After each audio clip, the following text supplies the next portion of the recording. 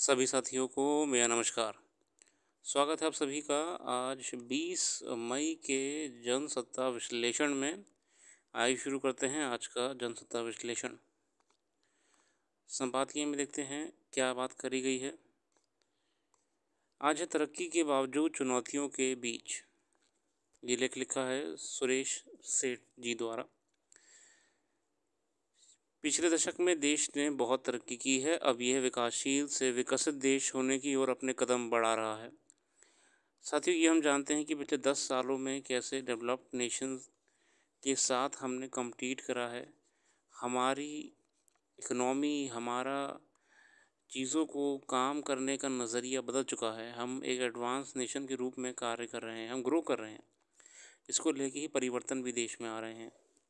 ये सही है कि फेडरल बैंक की दरों के बढ़ने के कारण भारत से विदेश निवेश भगोड़ा हुआ, लेकिन चूंकि देश के घरेलू निवेशकों की आस्था भारतीय अर्थव्यवस्था के प्रतिदिन क्षमता में थी, इसलिए भारत की निवेश व्यवस्था में साथ हाराकारी नहीं हुई, जो दूसरे कुछ देशों में देखने को मिला। असल में साथियों, फेडरल बैंक जो है अपने दरें बदली थी अमेरिका में, तो विदेश नीतियाँ मतलब जो कंपनियाँ होती हैं अपनी विदेश पॉलिसीज़ को बदलती रहती चक्कर में। अभी भी ये गर्व का विषय है कि चांद के दक्षिण ध्रुव पर भारत का चंद्रयान उतरा, जबकि रूस का अभियान पूरी तरह विफल रहा। हम कई कई पहलुओं पे, कई मायनों पे कामयाब रहे हैं। अर्थव्यवस्था में, हमारे स्पेस एक्सप्लोरेशन मिशंस में हम एक निर्यात आधारित अर्थव्यवस्था बनाने का लक्ष्य पाल रहे हैं, लेकिन देश की घरेलू शुद्ध बचत में 2020-21 के बाद से लगातार गिरावट आ रही है। पिछले 3 वर्षों में देश के परिवारों को शुद्ध बचत 9 लाख करोड़ रुपए से अधिक घट गई है। ये भी समस्या है। यही नहीं, एक और नया सच सामने आया है कि ग्रामीण इलाकों में खपत बढ़ने लगी। इसने शहरों के खपत के पीछे छोड़ दिया है। अब मात्रात्मक वृद्धि 12.8% तक पहुंच गई और शहरी मांग उसके मुकाबले घटकर 5.7% रह गई है। ये अभी हाल ही में मॉर्गन स्टैनली की रिपोर्ट भी आई थी। रूरल जो एरियाज हैं उनकी अर्थव्यवस्था में बहुत परिवर्तन देखा गया है। वहाँ पे पेइंग कैपेसिटी समय रहते बढ़ रही है और कंज्यूमर बन गए हैं वो लोग। अब वो लोग ज़्यादा बड़े कंज्यूमर बन रहे हैं शहरों के मुकाबले। मतलब शहरों से हम कंपेयर नहीं कर सकते, क्योंकि शहरों का वॉल्यूम ट्रांजैक्शंस में ज़्यादा ही होता है, मगर रूरल एरिया से पीछे कहीं नहीं है। They are competing accordingly. नए आंकड़े बताते हैं कि हमारे देश के रिकॉर्ड स्तर पर युवा शक्ति का पलायन विदेशों की ओर हो रहा है। चाहे हम तात्कालिक तौर पर संतुष्ट हो सकते हैं कि वहाँ से प्रवासी भारतीयों द्वारा जो पैसा भारत में आता है, जिसे रेमिटेंस कहते हैं, वह काफ़ी अधिक है। अच्छा, बहुत सारे युवा हमारे जो हैं वो फॉरेन कंट्री चले जाते हैं, वहाँ काम करते हैं, वहाँ से पैसे भेजते हैं। उस पैसे को रेमिटेंस कहते हैं, जो कि हमारे देश की आय में गिना जाता है। ठीक है ना। अब विदेश में से कहीं से भी पैसा भेजेंगे तो देश के रेमिटेंस कहा जाता है उसको। ठीक है।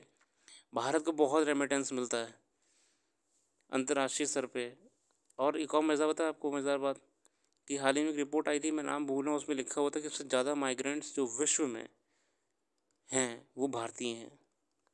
मतलब देशों में अच्छी अच्छी अच्छी जगहों पे काम कर रहे लोग भारतीय हैं। बहुत भारी मात्रा में लोग जो वहाँ पे रह के कमा रहे हैं विदेशों में जाके, वो भारतीय ही हैं।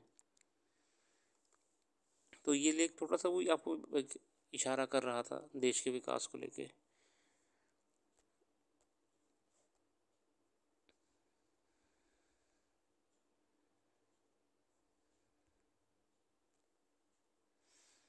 ये वाला लेख सड़क सड़क दुर्घटना को लेके था। मैं इसमें नहीं कहना चाहूँगा, बहुत ही आम बातें करी गई हैं, मगर अच्छी है।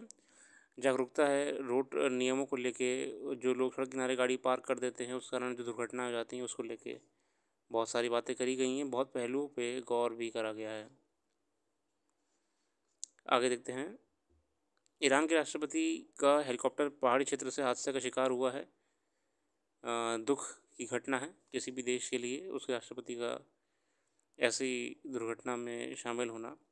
इसके अलावा जो अच्छी खबर आई है वो पैरा एथलेटिक्स विश्व चैंपियनशिप में हमारे ने तीसरा दिन रजत और एक कांस्य पदक जीता है। सुकांत कदम, तरुण और सुहास ने पेरिस पैरालंपिक के लिए क्वालिफाई किया और मेडल भी जीते हैं। अभी ये असल में क्वालिफाइंग मैचेस चल रहे हैं जो ओलंपिक्स होने वाले हैं ना, उसके लिए। फिर ये लोग जो हमारे खिलाड़ी हैं ना, ये आपका फिर फॉरेन कंट्री पेरिस में जाएंगे, वहाँ पे ओलंपिक्स में अपना परफॉर्मेंस देके मेडल लेके आएंगे।